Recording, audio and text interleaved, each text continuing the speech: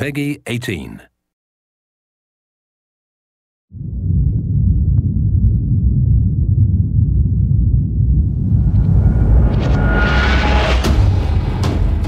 Hey everybody, Zachary Levi here. Over the last few months, we've brought you exclusive behind-the-scenes looks at the final hours of development of Tomb Raider. You've seen Camilla recording her last few lines, Rihanna musing her last few words, and Jason completing the last few notes of the score. As those key pieces lock into place, it's time to reveal one of the last portions of the game, and a team that's been shrouded in secrecy for 2 years. We're here in the beautiful and freezing Montreal, Canada, to bring you the final hours of Tomb Raider Multiplayer Edition. These are the final hours of Tomb Raider. Welcome to yet another world-class studio in the Square Enix portfolio, Eidos Montreal, home of the multi-award-winning game Deus Ex. Locked away in one of the far corners of the studio is a team of experienced, passionate professionals who have been specially brought together to create the first ever multiplayer component to the Tomb Raider universe. Let's meet the team behind the vision, direction, and decisions, and hopefully get a chance to play a few rounds. Here we are at Eidos Montreal. Before we get into why we're here, Carl, you now have an amazing stash, my friend. What is the impetus behind this? As a studio, we've been participating in Movember. A good friend of mine, JJ Owens, works for Movember in LA. We set up the gaming challenge and we brought studios from all around the world together. I think so far we've raised somewhere in the region of $140,000, $150,000. Well done. Been a big success, although my wife doesn't necessarily always approve. She hates it? Oh, my wife wakes up in the morning. She says that she hates it. She secretly loves it. What were some of the factors that led to a multiplayer facet to this new Tomb Raider? When we started developing sort of our vision for reimagining Tomb Raider, on paper, it was all about single player. And as we started to build that world out, we had the island, we had the Solarian, the scavengers. We started to realize that we had this canvas. Great warring factions, great landscapes. Yeah, we had all these really awesome places where it was all about traversal and single player. When we started looking at that, we thought, wow, well, what about multiplayer? Part of the genesis of that was Lara Croft and the Guardian of Light that kind of cracked open a door to lead you guys into the multiplayer into here at Eidos Montreal. Guardian of Light was a downloadable, a smaller scale project, and that allowed us to sort of take the risks that we wouldn't necessarily take on a full-blown project. Guardian of Light was our Pixar short. It's the idea that whilst you're building your big project, you're always thinking about that next thing, but also allowed us to be able to start understanding co-oping and networking. It was a game that actually brought Tomb Raider fans together for one of the very first times. You hear them in their ear and they were having fun. And as a result of that, that led to us thinking about multiplayer. Hopefully our single-player experience we're delivering is a very sort of single-player, solitary, immersive type of experience. But at the same time, we believed tomb raiding together with friends would be fun. Tomb raiding, I think that's the first time I've ever heard that term. I like that. It's fun. You know, axe climbing and zip lining and the traversal that we get in there and the traps. For me, it was very sad to have that catch-22 of it would be great to do this in multiplayer, but we just can't split our resources like that. And that's how Eidos Montreal came about. We had staffed up our team to develop a single player. Everybody was gelling together really well, and it wasn't something that we wanted to just bolt on. We always said if we were going to do it, we're going to do it right. If you could have a fan play the multiplayer for the first time, what do you want them saying?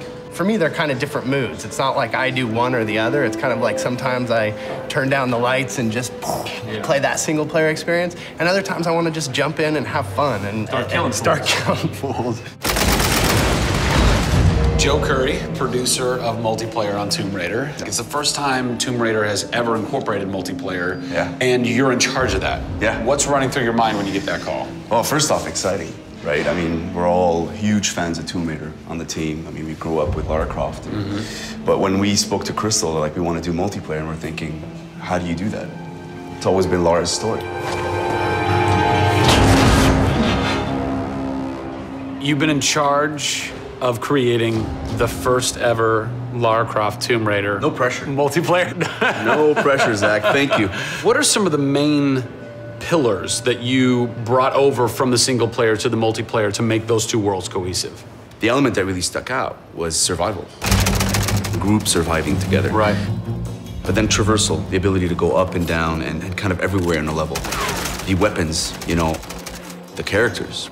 What did you guys have to tweak in order to create an engaging multiplayer experience that wouldn't necessarily work with the pieces that were in play with the single player experience? One example is the bow. Especially in the reboot, it's so iconic that we had to make it work for multiplayer. You have a certain forgiveness when you play single player. Multiplayer, players expect snappiness. I shoot you, I expect you to go down, or you can just do what I do, which is take out the biggest gun and just run for them and shoot them out. The environment itself can be a threat. The Solari, you know, the guys that are on the island have had a chance to prepare traps. We've got things like an ammo box that looks like an ammo box, but it's really an explosive device. I need ammo, and it looks just like the regular ammo box, and then you're gonzo. We have a lightning rod. You'll get a lightning strike on the rod, and then you'll eliminate your enemy. First and foremost, we want to be humble. We want players to just have a really memorable experience. I had fun doing this. Do you remember when we set that trap? Moments that the players will come back to and talk about experiences that they've had for themselves, not necessarily the game offering them experiences. Absolutely. So, Joe, behind us we have the QA team, or the quality assurance team. They're a part of the development team. They can tell us what we need to fix and what's working and what's not. When do I get to game test? When do I get to get my hands on the game? Soon. We got a surprise for you first, Zach. So, when I was approached to host the final hours of Tomb Raider, essentially the biggest ask, not even ask, tell that I had was, I want to be in the game. I want to have a cameo, I want to have something. So guess what? Boom! Boom! Boom! I'm a playable character in the multiplayer Tomb Raider. How sick is that, Joe? You and your team are awesome. I can play with myself, virtually. Are we ready? Oh, that burns! You suck! Get those transmitters running. Radio transmitter activated! We're getting off this damn island? We send this thing. Beautiful. I would like to try and kick your butt as me in this map right now. Should we try it? All right. Bring it. Let's do it. It's happening right now. Oh, nice! Was that one of my traps? That was one of your traps. Yeah! These booby traps are really fun. I mean, they're really, really fun. Yeah! Don't worry about it. Just because you made the game and I beat him. As you can see from the people and passion here at Eidos Montreal, this isn't just some add-on. They're devoting themselves to making this an experience in keeping with the feeling of single player. Familiar, yet different. Coming up in the final 2 episodes of our series, we go back to the home of Lara Croft. They're taking Tomb Raider to the finish line, and we'll be there for it.